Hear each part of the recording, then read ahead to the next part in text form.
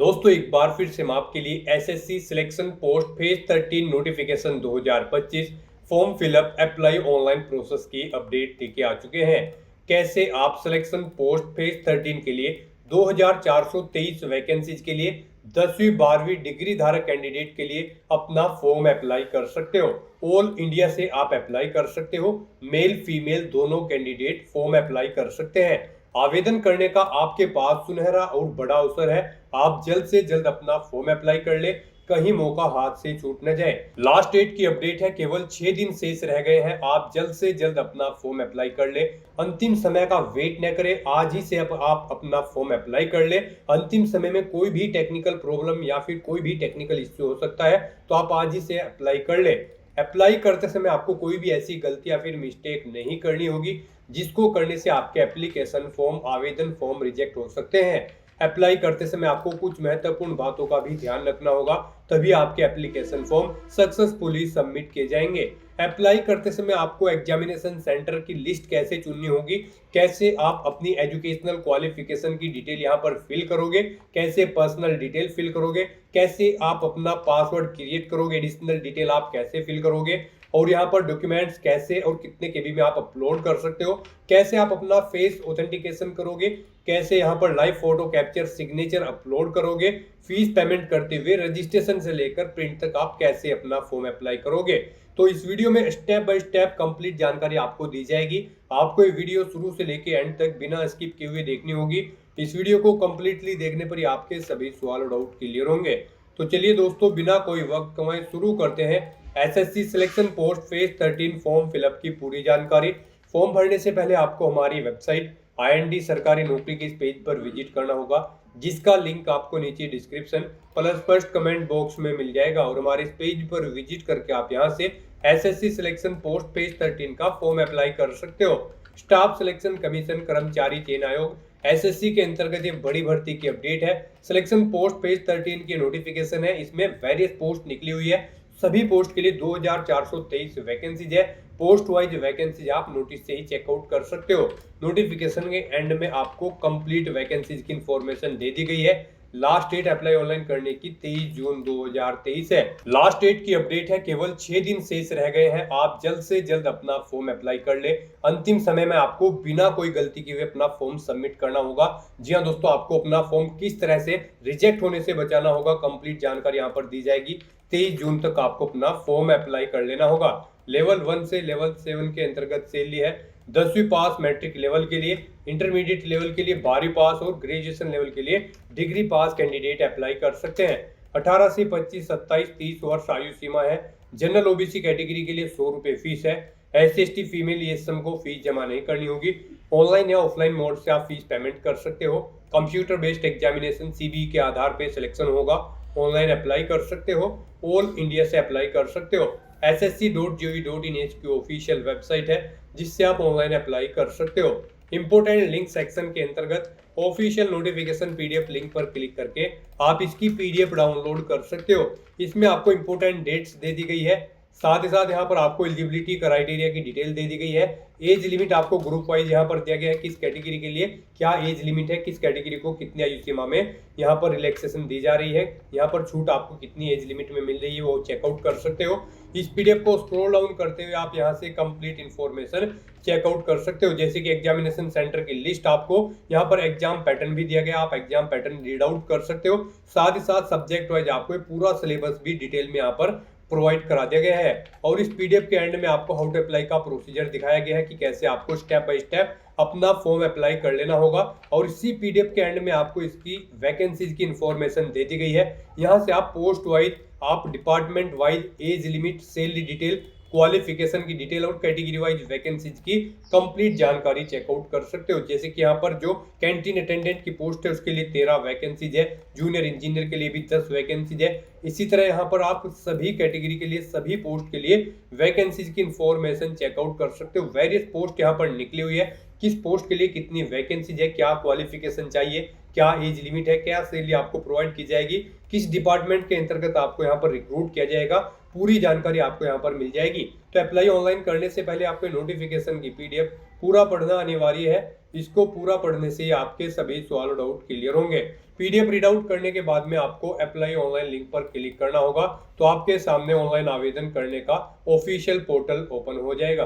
Guys यहाँ पर आने के बाद आपको इस वेबसाइट के टॉप पर ही लॉगिन और रजिस्टर की ये टैब दी गई है, आपको इस पर क्लिक करना है। उसके बाद आपके सामने ये पॉपअप शो होगा। यहाँ पर अगर आपने पहले से रजिस्ट्रेशन कर रखा है और अपनी आधार इनेबल प्रोसेस कंप्लीट कर रखी है, तो यहाँ पर बस अब आपको अपना रजिस्ट्रेशन नंबर एंटर करना है, अपना पासवर्ड आपको एंटर करना है, ये कैप्चा कोड आपको यहाँ पर एंटर करना है और लॉगिन की इस टैब पर क्लिक करते हुए आपको अपने डैशबोर्ड में लॉगिन कर लेना है और वहां से अपना फॉर्म अप्लाई करना है। गाइस हम आपको बता दें यहाँ पर एसएससी ने आधार इनेबल प्रोसेस कर दिया है। जी हाँ दोस्तों, यहाँ पर अब आपको अपना आधार वेरीफाई करना मस्ट है। बिना उसके यहाँ पर अब आप एसएससी की किसी भी भर्ती के लिए फॉर्म अप्लाई नहीं कर पाओगे।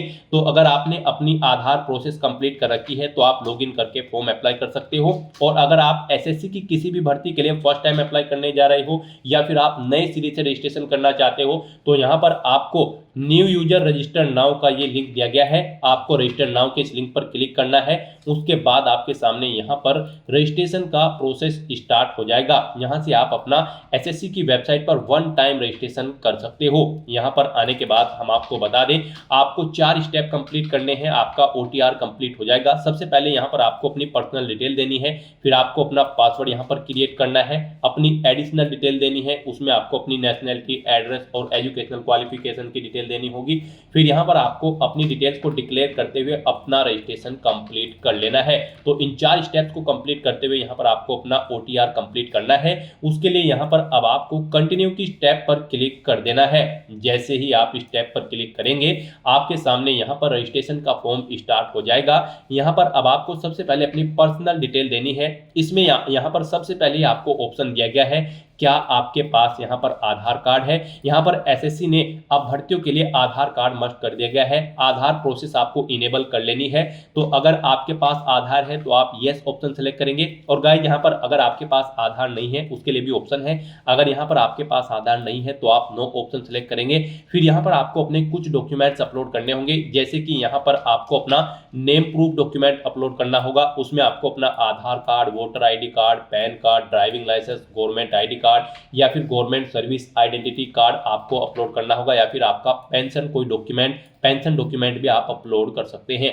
आप चूज फाइल बटन पर क्लिक करें, फाइल को सिलेक्ट करें और इनमें से कोई भी डॉक्यूमेंट आप अपना अपलोड कर दें। उसके बाद यहाँ पर आपको अपना date of birth proof certificate upload करना है। इसमें आपका बर्थ सर्टिफिकेट हो सकता है, स्कूल लिविंग सर्टिफिकेट हो सकता है, certificate of date of issued by gazetted officer या फिर आधार कार्ड यहाँ पर आपको अपलोड करना है चूज फाइल के ऑप्शन पर क्लिक करते हुए।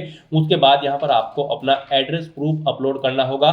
यहाँ पर ये डॉक्यूमेंट आपको उन केस में अपलोड करने हैं अगर आपके पास आधार नहीं है। एड्रेस प्रूफ में आपको अपना आधार कार्ड या फिर वोटर आईडी कार्ड या फिर ड्राइविंग लाइसेंस या फिर बैंक की स्टेटमेंट यहाँ पर आपको अपलोड कर देनी है, या फिर रेंट का एग्रीमेंट या फिर इनकम टैक्स असेसमेंट ऑर्डर यहाँ पर आप अपलोड कर सकते हैं चूज फाइल के इस बटन पर क्लिक करते हुए। उसके बाद यहाँ पर आपको अपना फोटो अपलोड करना है चूज फाइल के बटन पर क्लिक करते हुए। फिर यहाँ पर आपको अपना जेंडर प्रूफ अपलोड करना है। जेंडर प्रूफ में आपका आधार कार्ड हो सकता है, वोटर आईडी कार्ड हो सकता है, बर्थ सर्टिफिकेट हो सकती है या फिर आपका स्कूल लिविंग सर्टिफिकेट हो सकता है। यहाँ पर अगर आपके पास आधार नहीं है तो आपको इन सारे डॉक्यूमेंट्स को यहाँ पर अपलोड करना होगा। बेस्ट है यहाँ पर आपके पास आधार है तो आप आधार की डिटेल दें। यहाँ पर मोस्टली इंडिया में सभी के पास अब आधार अवेलेबल है, तो यहाँ पर आपको यस का ऑप्शन सेलेक्ट करना है do you have a Aadhaar card में। और उसके बाद यहाँ पर गाइड आपको अपना आधार नंबर यहाँ पर एंटर करना है। वही नंबर एक बार फिर से आपको एंटर करके उसे वेरीफाई कर लेना है। और फिर यहाँ पर गाइज आपको इस चेकबॉक्स को ओके करना है। इस I have state that I know objection in details को रीड करने के बाद यहाँ पर अगर आप अपना ओटीपी सुनना चाहते हैं तो स्विच टू हिंदी या फिर इंग्लिश, जिस भी लैंग्वेज में आप चाहते हैं यहाँ पर उस पर क्लिक करके उसे स्विच कर ले। और फिर आप इस ऑप्शन पर क्लिक करते हुए, जी हाँ दोस्तों, इस माइक के ऑप्शन पर क्लिक करते हुए आप अपना ओटीपी सुन ले और फिर उसे यहाँ पर एंटर कर दे। और गाइज यहाँ पर अगर आप सुनना नहीं चाहते हैं तो फिर यहाँ पर आपको सेंड ओटीपी के इस ऑप्शन पर क्लिक करना है। फिर आपके रजिस्टर्ड मोबाइल नंबर पर जिससे आपका आधार लिंक है उस पर एक ओटीपी आएगा, वो ओटीपी आपको यहाँ पर एंटर करना है। और फिर गाइज आपको वेरीफाई ओटीपी के ऑप्शन पर क्लिक करके अपना आधार वेरीफाई कर लेना है। फिर आपके सामने यहाँ पर शो हो जाएगा आपका आधार सक्सेसफुली वेरीफाइड हो चुका है। ग्रीन कलर में आपको वेरीफाइड का ऑप्शन यहाँ पर मिल जाएगा। उसके बाद गाइज यहाँ पर आपको अपना नाम एंटर करना है अपनी 10वीं की मार्कशीट के अकॉर्डिंग। फिर आपको वही नाम एक बार फिर से एंटर करके वेरीफाई कर लेना है। फिर आपसे पूछा गया है कि क्या आपने कभी अपना नाम चेंज किया है, अगर किया है तो आप यहाँ पर येस ऑप्शन सेलेक्ट करें और फिर वो चेंज नेम यहाँ पर आप एंटर करें। फिर उसे एक बार फिर से एंटर करके वेरीफाई कर लें। और अगर आपने अपना नाम कभी चेंज नहीं किया है तो यहाँ पर आपको नो ऑप्शन ही सिलेक्ट रहने देना है। उसके बाद यहाँ पर आपको अपना जेंडर सिलेक्ट करना है, आप मेल हो, फीमेल हो या फिर ट्रांसजेंडर, आप अपने अकॉर्डिंग ऑप्शन सेलेक्ट करें। दोबारा से अपना जेंडर सेलेक्ट करके उसे वेरीफाई कर लें। फिर यहाँ पर आपको अपनी डेट ऑफ बर्थ सेलेक्ट कर लेनी है इस कैलेंडर में से। यहाँ पर आपको अपनी ये डेट ऑफ बर्थ अपनी 10वीं की मार्कशीट के अकॉर्डिंग सेलेक्ट करनी है। वही डेट ऑफ बर्थ आपको एक बार फिर से सिलेक्ट कर लेनी है कैलेंडर में से वेरिफिकेशन के लिए। फिर यहाँ पर आपको अपने फादर का नाम एंटर करना है। उसके बाद यहाँ पर आपको अपने फादर का नाम एक बार फिर से एंटर करके उसे कंफर्म कर लेना है। फिर आप अपनी मदर का नाम एंटर करें, अपनी मदर का नाम एक बार फिर से एंटर करके उसे कंफर्म कर ले। आपके फादर और मदर का नेम भी आपकी 10वीं की मार्कशीट के अकॉर्डिंग होना चाहिए और इनके नाम से पहले मिस्टर, मिसिस, श्रीमती, लेट या फिर डॉक्टर नहीं लगाना है आपको। उसके बाद यहाँ पर आपको अपना 10वीं क्लास का एजुकेशन बोर्ड सेलेक्ट करना है, किस बोर्ड से आपने यहाँ पर अपनी 10वीं क्लास पास आउट की है। उसके बाद यहाँ पर आपको उसे दोबारा से सिलेक्ट करके कंफर्म कर लेना है जिस बोर्ड से आपने अपनी 10वीं क्लास यहाँ पर पास आउट की है। उसके बाद गाइज यहाँ पर आपको अपनी 10वीं क्लास का रोल नंबर देना है, एक बार फिर से उसे एंटर करके कंफर्म कर लेना है। फिर पासिंग ईयर आपको सिलेक्ट कर लेना है, किस ईयर में आपने अपनी 10वीं क्लास पास आउट की है। हाईएस्ट क्वालिफिकेशन क्या है आपकी, 10वीं, 12वीं, ग्रेजुएशन, पोस्ट ग्रेजुएशन, आप अपने अकॉर्डिंग यहाँ पर ऑप्शन सेलेक्ट करें। फिर यहाँ पर आप दोबारा से अपनी हायर क्वालिफिकेशन सेलेक्ट करें। उसके बाद यहाँ पर आपको अपना मोबाइल नंबर और ईमेल आईडी एंटर करनी है और इन्हें यहाँ पर आपको वेरीफाई कर लेना है। इनके सामने आपको सेंड ओटीपी का ऑप्शन दिया गया है, आप सेंड ओटीपी के ऑप्शन पर क्लिक करें। उसके बाद आपके रजिस्टर्ड मोबाइल नंबर और ईमेल आईडी पर ओटीपी आएंगे। वो ओटीपी आप यहाँ पर एंटर करके अपने मोबाइल नंबर और ईमेल आईडी को वेरीफाई कर लें और उसके बाद गाइस यहाँ पर आप सेव एंड नेक्स्ट के ऑप्शन पर क्लिक कर दें। इस तरह से यहाँ पर आपकी पर्सनल डिटेल सक्सेसफुली सेव हो जाएगी। उसके बाद यहाँ पर आपको एक रजिस्ट्रेशन नंबर प्रोवाइड करा दिया गया है। ये रजिस्ट्रेशन नंबर आपको केयरफुली नोट डाउन करके रख लेना है फ्यूचर यूज के लिए। ये रजिस्ट्रेशन नंबर आपकी रजिस्टर्ड मोबाइल नंबर और ईमेल आईडी पर भी सबमिट कर दिया गया है, तो आप इसे केयरफुली नोट डाउन करके रखें फ्यूचर यूज के लिए। और यहाँ पर अब आपको कंटिन्यू के इस ऑप्शन पर क्लिक कर देना है। नेक्स्ट आपके सामने कुछ इस तरह से इंटरफेस ओपन होगा। अब यहाँ पर आपको जो रजिस्ट्रेशन नंबर मिला है वो रजिस्ट्रेशन नंबर आपको एंटर करना है। उस रजिस्ट्रेशन नंबर के साथ साथ ही आपकी ईमेल आईडी और मोबाइल नंबर पर एक पासवर्ड भी आया होगा, वो पासवर्ड यहाँ पर आपको एंटर करना है। उसके बाद आपको ये कैप्चा कोड यहाँ पर एंटर करना है और फिर गाइस यहाँ पर आपको साइन इन के इस ऑप्शन पर क्लिक कर देना है। नेक्स्ट यहाँ पर आपको अपना पासवर्ड चेंज करना है। यहाँ पर अब आपको सबसे पहले अपना ओल्ड पासवर्ड एंटर करना है, वो वाला पासवर्ड जो आपके रजिस्टर्ड मोबाइल नंबर और ईमेल आईडी पर आया है आपके रजिस्ट्रेशन नंबर के साथ। और उसके बाद यहाँ पर आपको अपना नया पासवर्ड क्रिएट करना है। यहाँ पर इस पासवर्ड को क्रिएट करने के लिए आपको गाइडलाइन दी गई है। आपका पासवर्ड कम से कम 8 कैरेक्टर का होना चाहिए और ये अल्फा न्यूमेरिक फॉर्मेट में होना चाहिए। मींस आपके पासवर्ड में कम से कम एक अपर केस कैरेक्टर, एक लोअर केस कैरेक्टर, एक इंटीजर नंबर, एक स्पेशल कैरेक्टर जैसे कि @ या फिर डॉलर होना चाहिए। तो इस फॉर्मेट में यहाँ पर आपको अपना पासवर्ड क्रिएट करना है। वही पासवर्ड आपको कंफर्म पासवर्ड फील्ड में एंटर करना है। उसके बाद यहाँ पर आपको एक सिक्योरिटी क्वेश्चन सेलेक्ट करना है। यहाँ पर आप कोई भी सिक्योरिटी क्वेश्चन सेलेक्ट करें, उसका आंसर दें। फिर यहाँ पर आप दूसरा सिक्योरिटी क्वेश्चन सेलेक्ट करें और फिर उसका आंसर यहाँ पर आप दें और उसके बाद गाइस यहाँ पर आप सेव एंड नेक्स्ट के इस ऑप्शन पर क्लिक कर दें। इस तरह से यहाँ पर आपका पासवर्ड चेंज हो जाएगा। फिर आपके सामने कुछ इस तरह से इंटरफेस ओपन होगा। अब यहाँ पर आपको दोबारा से अपना रजिस्ट्रेशन नंबर एंटर करना है, अपना पासवर्ड आपको एंटर करना है। नया पासवर्ड जो आपने चेंज किया है वो पासवर्ड यहाँ पर आपको एंटर करना है। ये कैप्चा कोड आपको यहाँ पर एंटर करना है और उसके बाद गाइज आपको लॉगिन के इस ऑप्शन पर क्लिक कर देना है। लॉगिन करने के बाद अब यहाँ पर आपको अपनी एडिशनल डिटेल्स प्रोवाइड करानी है। सबसे पहले यहाँ पर आपको अपनी कैटेगरी सिलेक्ट कर लेनी है, किस कैटेगरी से आप बिलोंग करते हैं। फिर यहाँ पर आपको अपनी कैटेगरी दोबारा से सिलेक्ट करके उसे वेरीफाई कर लेना है। फिर आपको अपनी नेशनलिटी यहाँ पर सिलेक्ट कर लेनी है। यहाँ पर सिटीजन ऑफ इंडिया अगर आप इंडिया से हैं। उसके बाद अगर आप नेपाल, भूटान या फिर टाइबेटियन हैं तो यहाँ पर आप अपने अकॉर्डिंग ऑप्शन सेलेक्ट करें। यहाँ पर अगर आप अदर कंट्री से हैं तो फिर यहाँ पर आपको अपनी नेशनलिटी की डिटेल देनी है और अगर आप इंडिया से हैं तो यहाँ पर आप इंडिया सेलेक्ट करें, फिर आपको ये डिटेल नहीं देनी है।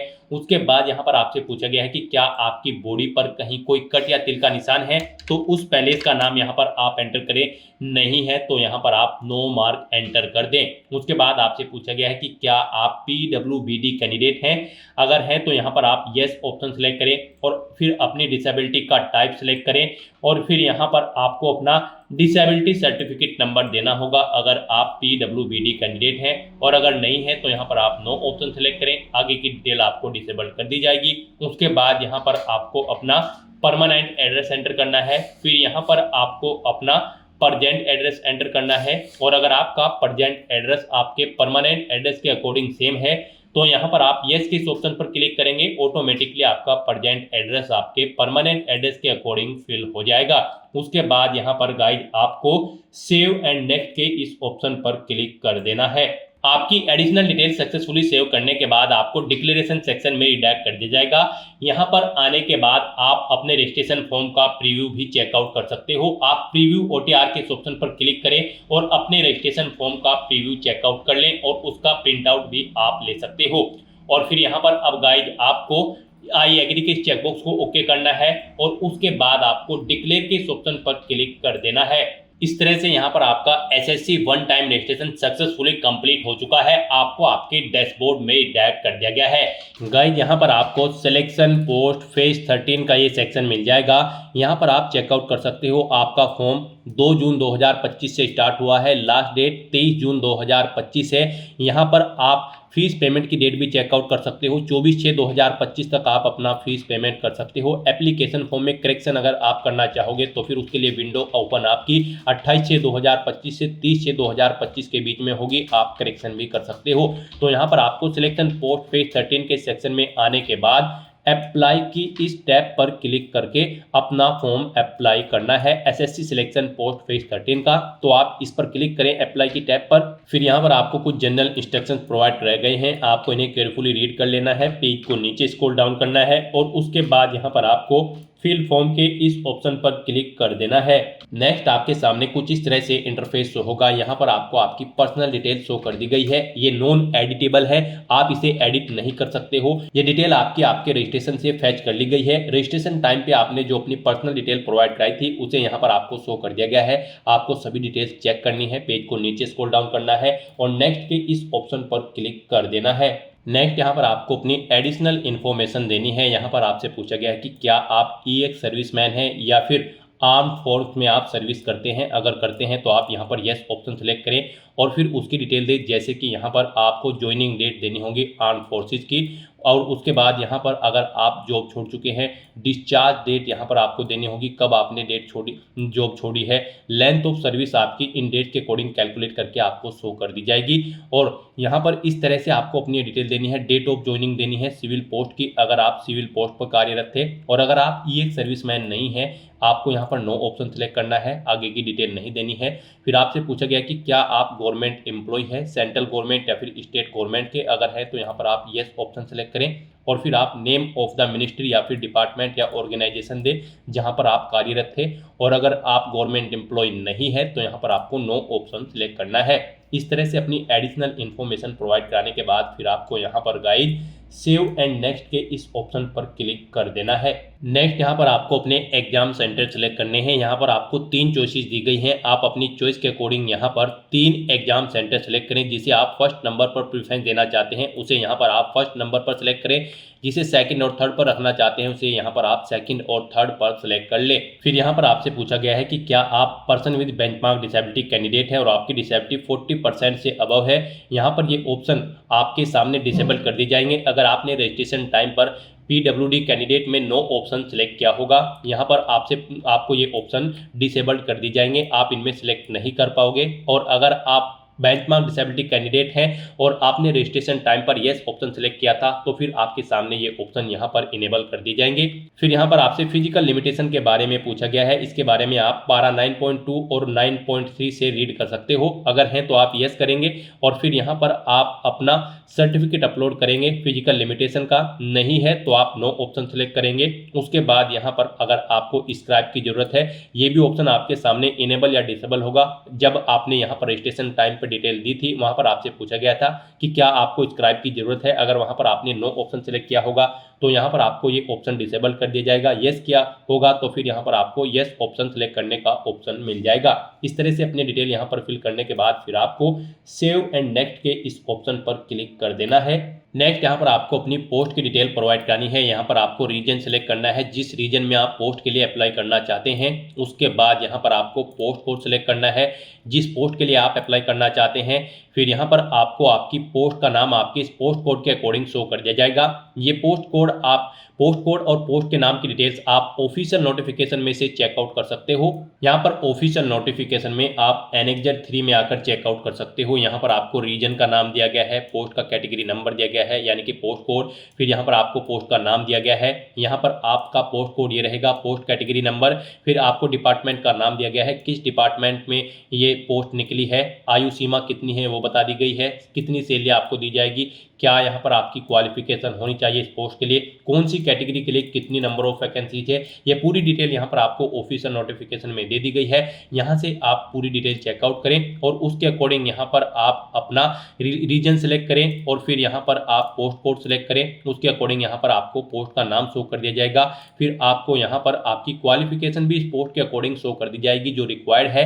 फिर यहाँ पर आपको अपनी कैंडिडेट की क्वालिफिकेशन देनी है। यहाँ पर आपको अपनी हाईएस्ट क्वालिफिकेशन सेलेक्ट करनी है, यानी कि अगर आपने ग्रेजुएशन या फिर पोस्ट ग्रेजुएशन कर रखी है तो वो यहाँ पर आपको सेलेक्ट करना होगा। हाँ, 10वीं या फिर 12वीं कर रखी है तो वो आपको सेलेक्ट कर लेनी होगी। तो यहाँ पर आपको अपनी हाईएस्ट क्वालिफिकेशन सेलेक्ट कर लेनी है। फिर यहाँ पर indicate detail of any other educational qualification relevant to the post if required by you. यहाँ पर आप डिटेल दे सकते हैं, अगर आपके पास इस पोस्ट से रिलेटेड कोई और एजुकेशनल क्वालिफिकेशन है तो उसकी डिटेल यहाँ पर आप दे सकते हैं, और नहीं देना चाहते हैं तो आप इस कॉलम को खाली छोड़ सकते हैं। फिर यहाँ पर आपको इसेंशियल क्वालिफिकेशन बता दी गई है। आपने जो पोस्ट ऊपर सेलेक्ट की है पोस्ट कोड के अकॉर्डिंग, उसकी जो भी इसेंशियल क्वालिफिकेशन होगी वो यहाँ पर आपको शो कर दी जाएगी। फिर यहाँ पर आपसे पूछा गया है कि यहाँ पर आपको read the above post related requirement, आपने जो ऊपर पोस्ट सेलेक्ट की है उसके लिए जो रिक्वायरमेंट्स है आप उसे फुलफिल करते हैं, यानी कि आप उसको कंप्लीट करते हैं तो आपको चेकबॉक्स को ओके कर देना है, यानी कि ये क्वालिफिकेशन आपके पास है। फिर यहाँ पर आपसे पूछा गया है कि क्या आपके पास रिक्वायर्ड इसेंशियल क्वालिफिकेशन है जिस पोस्ट के लिए आप अप्लाई करने जा रहे हो, तो यहाँ पर आपको येस ऑप्शन सेलेक्ट करना है। फिर यहाँ पर आपसे पूछा गया कि क्या आपको रिक्वायर्ड एक्सपीरियंस भी है, अगर उस पोस्ट पर अप्लाई करने के लिए एक्सपीरियंस रिक्वायर्ड है तो क्या आपको वो एक्सपीरियंस है, तो यहाँ पर भी आपको येस ऑप्शन सेलेक्ट करना होगा अगर उस पोस्ट के लिए एक्सपीरियंस रिक्वायर्ड है। और फिर आपको अपने एक्सपीरियंस की डिटेल देनी होगी, जैसे कि किस ऑर्गेनाइजेशन में आप कार्यरत थे, अपनी डेजिग्नेशन दे, किस पोस्ट पर आप कार्यरत थे, नेचर ऑफ ड्यूटी यहाँ पर दे, डेट सेलेक्ट करें कब से कब तक आप यहाँ पर कार्यरत थे, और इस तरह से यहाँ पर आप अपने एक्सपीरियंस की डिटेल प्रोवाइड करा दें। और अगर आप एक से ज़्यादा जगह कार्यरत थे तो आप ऐड मोर के ऑप्शन पर क्लिक करें। सेम ऐसी ही एक और कॉलम की रो यहाँ पर आपके सामने ऐड हो जाएगी, उसमें आप अपने एक्सपीरियंस की डिटेल प्रोवाइड करा दें। और अगर ऊपर दी गई पोस्ट के लिए एक्सपीरियंस रिक्वायर्ड नहीं है तो फिर यहाँ पर आपको नॉट एप्लीकेबल का ऑप्शन सेलेक्ट कर लेना है। फिर यहाँ पर आपसे पूछा गया है कि क्या आप एज में रिलैक्सेशन चाहते हैं, अगर चाहते हैं तो आप यस ऑप्शन सेलेक्ट करें और फिर यहाँ पर आप अपना रिलैक्सेशन कोड सेलेक्ट कर लें, और नहीं चाहते हैं तो यहाँ पर आपको नो ऑप्शन सेलेक्ट कर लेना है। इस तरह से अपनी पोस्ट से रिलेटेड डिटेल प्रोवाइड करने के बाद फिर गाइस यहाँ पर आपको सेव एंड नेक्स्ट के इस ऑप्शन पर क्लिक कर देना है। नेक्स्ट यहाँ पर आपको अपना फेस ऑथेंटिकेशन करना है, अपना लाइव फोटो आपको कैप्चर करना है और अपने सिग्नेचर यहाँ पर आपको अपलोड कर देने हैं। इस सेक्शन को कंप्लीट करने के लिए आपको अपना मोबाइल फ़ोन यूज़ करना होगा। आप अपने गूगल प्ले स्टोर पर जाएं मोबाइल फ़ोन पर, और फिर वहाँ पर आप माई एसएससी का ऐप डाउनलोड कर लें और उसे फिर आप इंस्टॉल कर लें। उसे इंस्टॉल करने के बाद गाइस आपको यहाँ पर अपनी एक और ऐप इंस्टॉल करनी होगी अपने मोबाइल फ़ोन पर ही। जी हाँ दोस्तों, आपको अपने मोबाइल फ़ोन के गूगल प्ले स्टोर में आधार फेस आरडी का ये ऐप भी इंस्टॉल कर लेना है। डाउनलोड करने के बाद अपने मोबाइल फ़ोन में माई एसएससी ऐप इंस्टॉल करने के बाद फिर आपको उसे ओपन करना है। उसके बाद आपके सामने यहाँ पर कुछ इस तरह से इंटरफेस ओपन होगा। यहाँ पर आने के बाद गाइस आपको लॉगिन/रजिस्टर की इस टैब पर क्लिक कर देना है। उसके बाद आपके सामने यहाँ पर लॉगिन का पॉपअप ओपन हो जाएगा। अब यहाँ पर आने के बाद आपको अपना यूजर नेम एंटर करना है और उसके बाद आपको अपना पासवर्ड एंटर करना है। आपको ये यूजर नेम और पासवर्ड वही एंटर करना है जो आपने एसएससी की वेबसाइट पर वन टाइम रजिस्ट्रेशन करते हुए क्रिएट किया था। उसके बाद आपको ये कैप्चा कोड यहाँ पर एंटर करना है और फिर गाइज आपको लॉगिन की इस टैब पर क्लिक करते हुए अपने डैशबोर्ड में लॉगिन कर लेना है। फिर यहाँ पर आपका डैशबोर्ड आपके सामने शो हो जाएगा। यहाँ पर आने के बाद अब आपको डैशबोर्ड के इस ऑप्शन पर क्लिक करना है। यहाँ पर आने के बाद में आपको माई एप्लीकेशन की इस टैब पर क्लिक करना है। फिर यहाँ पर आपके सामने जो भी करंट में वैकेंसी चल रही है उनकी लिस्ट शो कर दी जाएगी। आप यहाँ पर एसएससी की जिस भी भर्ती के लिए अप्लाई करना चाहते हैं उसी भर्ती के लिए आपको कंटिन्यू की टैब पर क्लिक करना होगा। यहाँ पर आपको आपकी पर्सनल डिटेल शो कर दी जाएगी। इसी तरह से आपको एजुकेशनल डिटेल शो कर दी जाएगी। उसके बाद में एडिशनल इंफॉर्मेशन शो कर दी जाएगी और उसके बाद में आधार ऑथेंटिकेशन वेरिफिकेशन की डिटेल शो की जाएगी। तो आपको सेव एंड नेक्स्ट की टैब पर क्लिक करते हुए step by step Aadhaar authentication verification के सेक्शन में आना होगा। यहाँ पर आने के बाद में आपको इस चेकबॉक्स को ओके करना होगा और यहाँ पर आधार फेस ऑथेंटिकेशन की टैब पर क्लिक करना होगा। आधार फेस ऑथेंटिकेशन की टैब पर क्लिक करने के बाद में आपको आधार फेस आरडी का एप्लीकेशन डाउनलोड करना है। अगर आपके मोबाइल में पहले से ही आधार फेस आरडी इंस्टॉल्ड है तो आपको डायरेक्टली अपना फेस ऑथेंटिकेट करना होगा। यहाँ पर आपको अपना फेस इस सर्कल में लाना होगा और अपनी आंखों को 2 बार ब्लिंक करना होगा तो आपका फोटो यहाँ पर ऑथेंटिकेट हो जाएगा। उसके बाद में आपको यहाँ पर सेव एंड नेक्स्ट की इस टैब पर क्लिक करना होगा। फिर यहाँ पर आपको अपना लाइव फोटो कैप्चर करना है और अपने सिग्नेचर अपलोड करने हैं। ये आप अपने मोबाइल फोन से भी कर सकते हैं या फिर आप अपने कंप्यूटर से भी इन्हें कंप्लीट कर सकते हैं। उसके लिए आपको सभी इंस्ट्रक्शंस यहाँ पर दिए गए हैं। जिस स्थान पर आप अपना फोटो कैप्चर करेंगे वहां पर प्रॉपर वे में लाइट होनी चाहिए और प्लेन बैकग्राउंड आपका होना चाहिए और आपकी आंखें कैमरे की तरफ होनी चाहिए। बिल्कुल सीधा आपको देखना है कैमरे की तरफ और यहाँ पर रेड कलर का जो रेक्टेंगल होगा उसमें पूरा फेस आपका कवर्ड होना चाहिए। फोटो कैप्चर करते समय आपको कोई भी कैप, मास्क या फिर सनग्लासेस नहीं पहनने हैं और यहाँ पर साथ ही साथ आपको ईयरफोन या फिर कोई अन्य डिवाइस भी अपने कानों में नहीं रखना है जब आप अपना लाइव फोटो यहाँ पर कैप्चर करेंगे। और उसके बाद में आपको कैप्चर लाइव फोटो की टैब पर क्लिक करते हुए अपना फोटो लाइव कैप्चर कर लेना होगा। लाइव फोटो कैप्चर करने के लिए आपको अपना फेस इस सर्कल के अंतर्गत लाना होगा। फोटो कैप्चर करने के लिए आपको अपना फेस इस तरह से लाना होगा जैसे कि आपका पासपोर्ट साइज फोटो होता है। फिर आपको इस ऑप्शन पर क्लिक करते हुए अपना फोटो कैप्चर कर लेना होगा। फिर यहाँ पर आपको अपने सिग्नेचर अपलोड करने होंगे। सिग्नेचर आपके 10 KB से 20 KB के बीच में होने चाहिए। जेपीईजी या फिर जेपीजी फॉर्मेट में आपके सिग्नेचर होने चाहिए। डायमेंशन उनकी 6.0 सेंटीमीटर उनकी विड्थ और 2.0 सेंटीमीटर उनकी हाइट होनी चाहिए। रेजुलेशन 300 DPI होना चाहिए। सिग्नेचर के लिए आपको गाइडलाइन भी दी गई है। आप यहाँ पर क्लिक हियर टू रीड के इस लिंक पर क्लिक करें और यहाँ पर आपके सामने ये PDF ओपन हो जाएगी। इसमें आप चेकआउट कर सकते हो कि किस तरह से आपके सिग्नेचर होने चाहिए। यहाँ पर एक बॉक्स के अंदर आपके सिग्नेचर होने चाहिए। कुछ इस तरह से यहाँ पर आपके सिग्नेचर एक्सेप्टेबल होंगे। गाइस, इस फॉर्मेट में आपके सिग्नेचर एक्सेप्टेबल होंगे और इन फॉर्मेट्स में आपके सिग्नेचर यहाँ पर एक्सेप्टेबल नहीं होंगे। आपको इन्हें केयरफुली चेकआउट कर लेना है। एग्जांपल्स आपको यहाँ पर दिए गए हैं, इनके अकॉर्डिंग आपको अपने सिग्नेचर करने हैं। सिग्नेचर अपलोड करने के लिए आपको अपलोड योर सिग्नेचर की टैब पर क्लिक करना होगा। इस टैब पर आप क्लिक करें, अपनी फाइल को सिलेक्ट करें और यहाँ पर अपना सिग्नेचर अपलोड कर दें। उसके बाद में यहाँ पर आपको सेव एंड नेक्स्ट की इस टैब पर क्लिक करना होगा। तो दोस्तों, इस तरह से आपका आधार ऑथेंटिकेशन वेरिफिकेशन कंप्लीट हो जाएगा। आपका लाइव फोटो कैप्चर हो जाएगा और आपके सिग्नेचर भी अपलोड हो जाएंगे। नेक्स्ट आपको आपके एप्लीकेशन फॉर्म का पूरा प्रीव्यू शो कर दिया गया है। आपको सभी डिटेल्स केयरफुली चेकआउट करनी है। आप जिस सेक्शन में एडिट करना चाहते हैं, अगर कोई मिस्टेक है तो आप एडिट कर सकते हैं या फिर गाइस यहाँ पर आप गो बैक के इस ऑप्शन पर क्लिक करके भी एडिट कर सकते हैं। और अगर सभी चीजें ओके हैं तो बस यहाँ पर अब आपको सेव एंड नेक्स्ट के इस ऑप्शन पर क्लिक कर देना है। नेक्स्ट आपके सामने डिक्लेरेशन सेक्शन ओपन हो जाएगा। अब यहाँ पर आपको आई एग्री के इस चेकबॉक्स को ओके करना है।